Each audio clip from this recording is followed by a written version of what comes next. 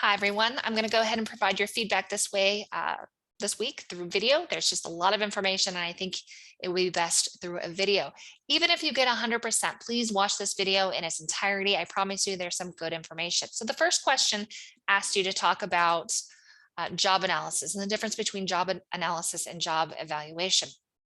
If you've taken a class with me before, an HR class with me before, you know that there's always going to be some sort of homework requirement that has you talk about job analysis. I am so passionate about job analysis. I try to throw it in any chance I can. Let's go ahead and talk a little bit about job analysis, job description, job specification, and job evaluation. A lot of job words, and it can get a little confusing. Let's go ahead and look at this quickly. So first of all, job analysis is the process or the systematic way of gathering information about a job. It's really the basis of everything HR does. Job analysis is so important to HR that is called the building block of everything HR does.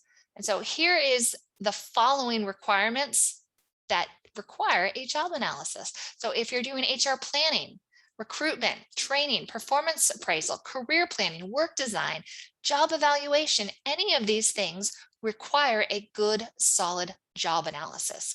Again, job analysis is just a systematic approach getting information about a job. So when you create a job analysis or when you conduct a job analysis, two things come from that: a job description and a job specification. So there are two documents. So keep in mind that the analysis is the process of gathering that information about a job. And then that information is then turned into either a job description and or a worker specification. Right? A job description identifies the job, what it does, the responsibilities, and so on. The job specification, however, looks at the knowledge, the skills, and the abilities that are required for that job. So the job description is the job duties. This person will do XYZ. The job specification is this person needs to have a college degree, or they have to have 10 years experience, or whatever it is. So that is the difference between job evaluation, job description, job specification. Let's talk a little bit about job evaluation. So hopefully you talked a little bit about job specification and job evaluation in this answer, although it's not required. I'd like to see that just because a job analysis does create those two documents. Now, a job evaluation is a little bit different. Job evaluation is a systematic process to determine the worth of jobs within an organization. So you're really looking at the job within your organization, and you're going to determine what type of pay that job should get. Because let's be honest, not everyone's going to make the same money in a company, right? You're going to have different levels of jobs. You have different levels of requirements that are needed. You could have administrative assistants or receptionists. They're not going to make the same as the CEO, right? So it's important to evaluate the jobs and then identify which jobs should be paid more or less based on your job evaluation. So job evaluation takes in ranking. There's a lot of different ways you can look at job evaluation, and you learned about those this past week, but that's really the difference between the job analysis and the job evaluation. The job analysis gathers the information, it creates a job description, and it creates the job specification. And then after you have that information, you need to evaluate that job and determine how much you should pay that job. And that's what I was looking for the first question. All right, the second question looks at data. We're going to go ahead and look at data and compile some different salary means and medians. So let's go ahead. I created a Excel sheet. Hopefully you can see my screen, but for me, it's easier to just do math in Excel. And so I basically just copied over the information in the textbook and wrote down all the information, and I let Excel do the math for me. So the first question was, what is the mean salary for the entire data set? And so the average or the mean for the entire data set is 38,214. What's the mean salary for all the accountant twos? and all the accountant twos. The average salary for the accountant two was 36,955. Oops, wrong thing. What's the mean salary for company E? So all the positions for the company E is 36,429.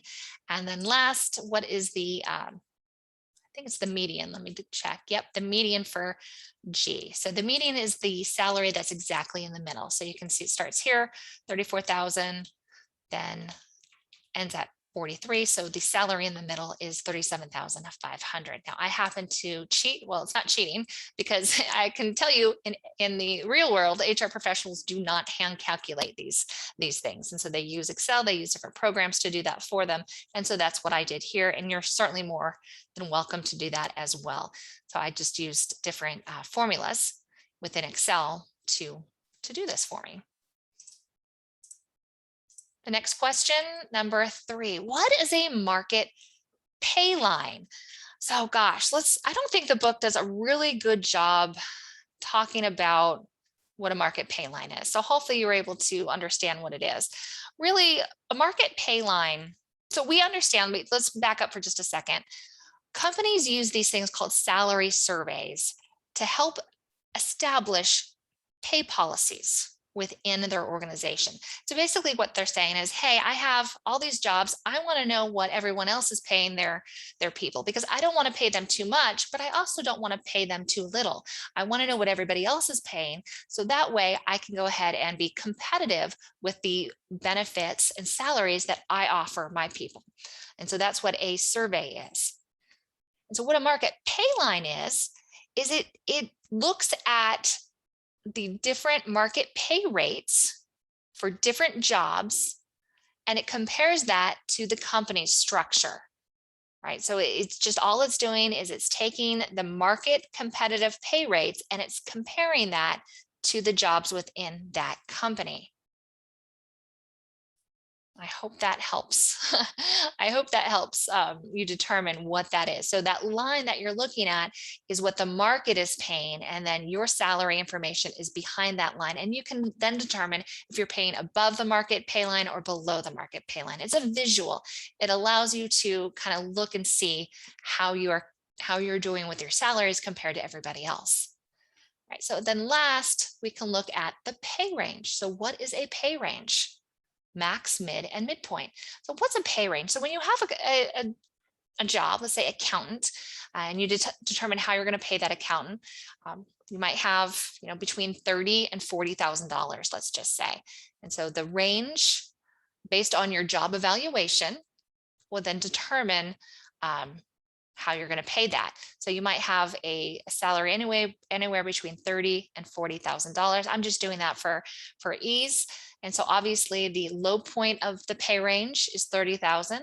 The midpoint would be 35,000, and then the max would be $40,000, just in the relationship to the different jobs. You compare that pay range to that market pay, and so you can determine your market pay.